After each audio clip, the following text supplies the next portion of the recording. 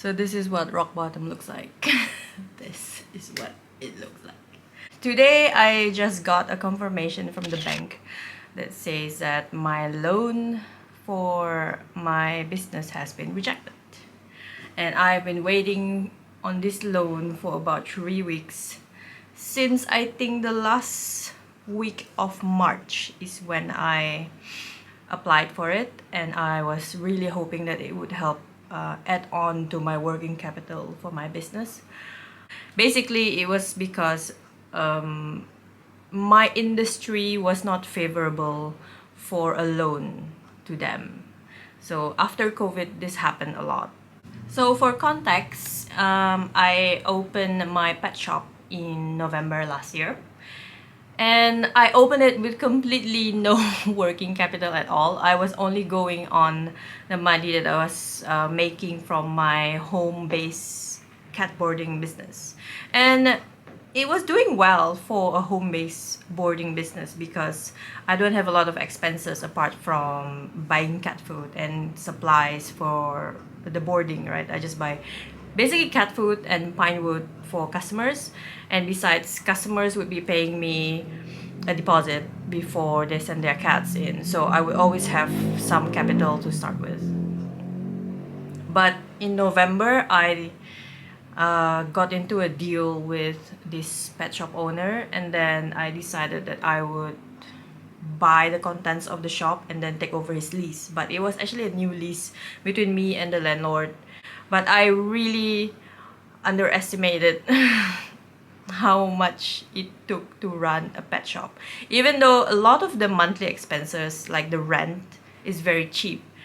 And I really don't, if I can afford it, I don't need internet, but I got like the cheapest one because I needed internet for the shop. And setting up didn't take a lot of capital, but buying stocks required cash, immediate cash, because a lot of the suppliers, right, they do give you credit, but not on your first purchase.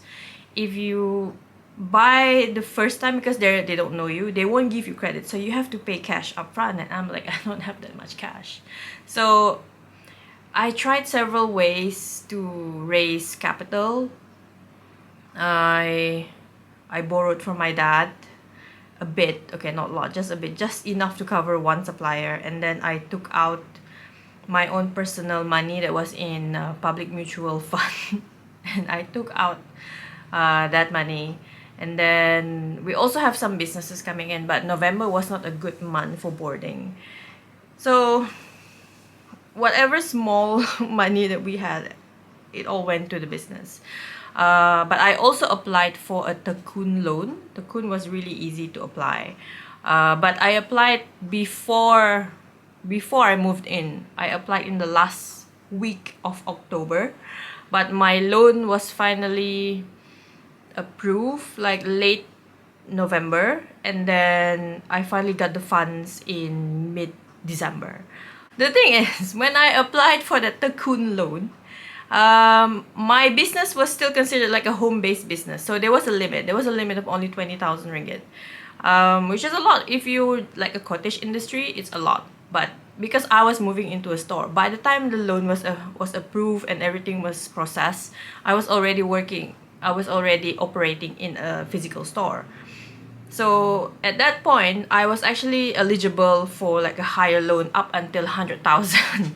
The perfect amount would be around 50,000 for me because, you know, you need a lot of money to order stocks and then as your working capital. And the margins are so low, okay? Pet shop margins are so low. If you're just selling pet food and pet items and you're not giving services, you need to sell a lot, like in the thousands of quantities a month for you to cover all your expenses. December was not bad, but still I wasn't hitting my goal, and I was realizing that even when my boarding is full, it still needs grooming as well to step up and contribute to the sale. But at the same time, merchandise sales like pet food, you know, pet supply sales also needs to step up. But because the margins are so low, even if I sold 10,000 ringgit worth of pet food, the profit is about less than 3,000 ringgit. and like how soon can you sell 10,000 ringgit worth of stock, right? But fortunately, I think we're very blessed because we have like one customer who always buys up like 80 to 90% of my stock, because she's like a regular customer of this shop, right? So I only stock things that she will buy. She would buy all of them, and then my shop would be like almost empty after that. It looks like a tsunami came by and swept away everything. That's how it looked like after she came. So I think it's very impressive. You know, even our supplier was impressed, but somehow I feel like it's not really a good thing, because just preparing stocks for this one customer requires a lot. Like I said, 10,000 ringgit worth of sale, you only get around less than 3,000 profit, right? So imagine 10,000 ringgit worth of sale, the stock would cost at least around 8,000 ringgit or more. Because even if I buy 10,000 ringgit worth of stock, I'm not going to sell all of them. Maybe 8,000 ringgit worth of stock is sold. I still have 2,000 ringgit left. So that's all that's left to help my shop not look so empty after this customer comes. And the thing is, suppliers, they restock really slowly. Like I ordered last Thursday, a big order last Thursday, and today is already Thursday, which is a week later, and I think the supplier will only deliver on Saturday. So this supplier always took a week, and I think all of these suppliers are the same. They always took at least a week to deliver my items, and there's not much I can do about it unless I say I need it urgently, like right now. You know, doesn't matter if I pay in advance or if I pay later, their delivery time will be the same. And it's so weird because their warehouse is here in the city, in Kuching. Instead of improving on the delivery speed, they told me, you should have stock more, so you don't have to wait so long for us to deliver. I'm like, you want me to stock more? I don't have enough money for that, okay? You want payment upfront.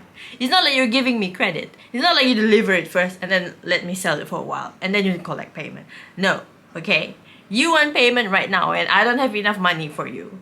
So I only buy as much as I have money for because I know 100% of that stock is going to be purchased. That's why I'm not worried. But after those stocks are purchased, I will not be restocking it. Most probably not the same month. I'll just restock next month, you know. So Gawai and Raya are the two celebrations where we are fully booked.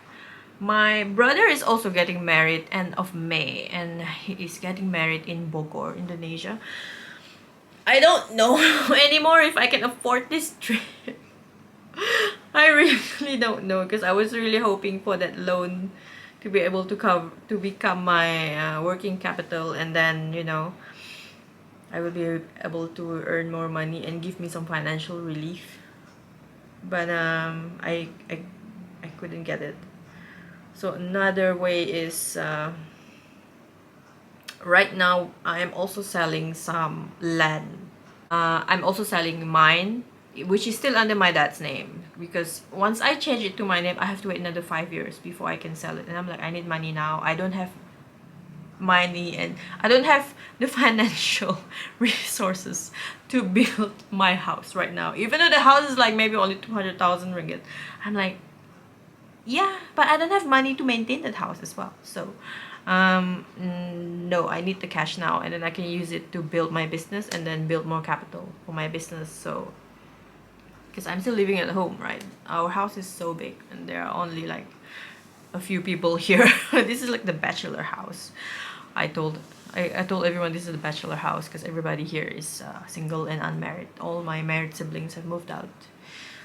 I'm very sad, actually.